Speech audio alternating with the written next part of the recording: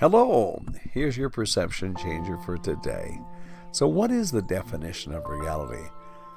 A lot of people just don't know. Well, here's one that I'd highly recommend. Your reality is determined by your thoughts and actions. Your thoughts and actions are determined by your consciousness. Your consciousness is determined by your presence.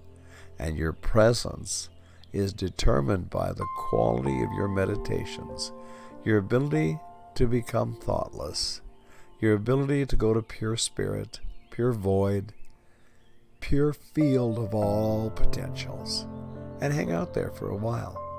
If you want to change your reality, follow this formula. It works. You just have to spend a little time doing nothing. I am Zela, and you can find me at thecft.ca.